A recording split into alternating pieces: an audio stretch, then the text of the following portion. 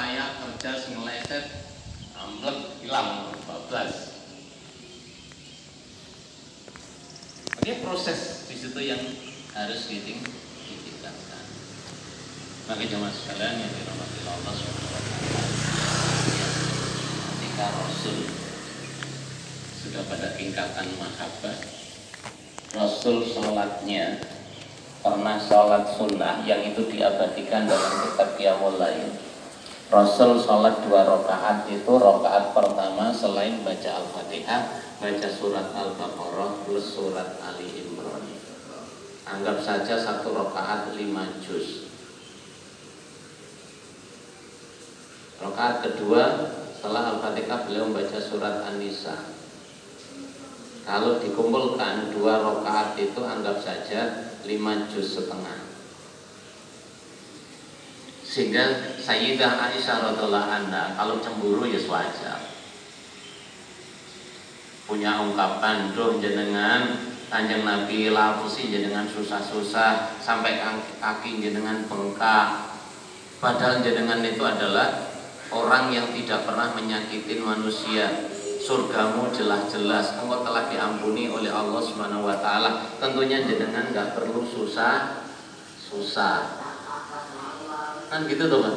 Wong pintu surga yang buka Rasul. Rasul sudah diampuni dosanya. Kalau kita sudah ada garis itu kira-kira kerja enggak? Ibadah enggak. Tapi ingat jawabannya Rasulullah. Ketika Aisyah seperti itu, radhiyallahu anha, jawabnya sederhana. Hal akuna abdan syakuran.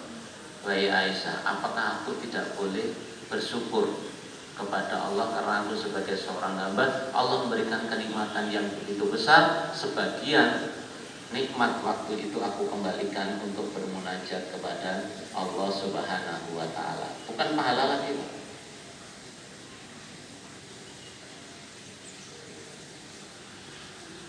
Makanya kalau Imam At-Tabari di dalam kitab tafsir beliau menyatakan orang itu kata dia yakin ibadah yang bisa menghantarkan dia menjadi orang yang tetap dalam posisi keimanannya dicintai oleh Allah sampai dia nanti wafat.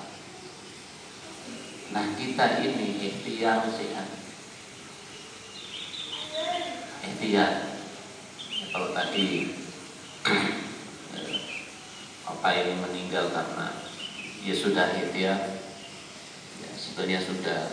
Saya biasanya cuma gitu toh. Kalau orang sudah masuk di ICU sudah nggak bisa diinfus, saya bilang doakan yang terbaik. Ya, saya jam 1:04 tadi saya sampaikan sudah semuanya serahkan kepada Allah. Dokter itu bukan malaikat, dokter itu manusia. Kalau takdirnya Allah sudah diberikan, karena isyarat-isyarat sebelumnya sudah pesan. Ya, pesannya tolong nanti saya yang merawat, jangan usah mulai memandikan sampai di kuburan. Saya kan yang bingung, Pak.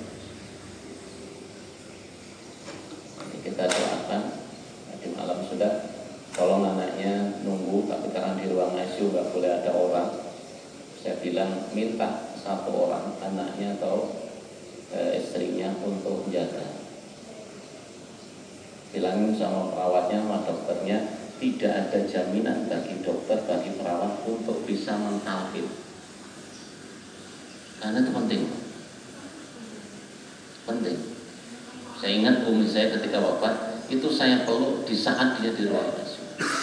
Saya yakin yang namanya keluarga, anak itu pasti kewajiban mentalkin kita.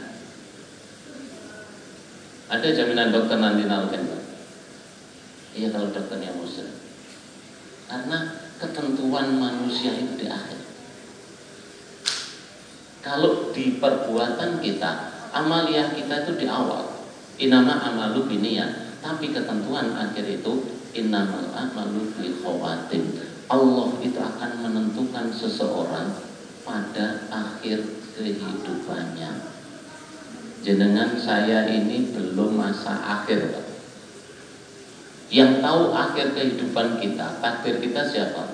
Allah. Maka kita senantiasa mohon kepada Allah.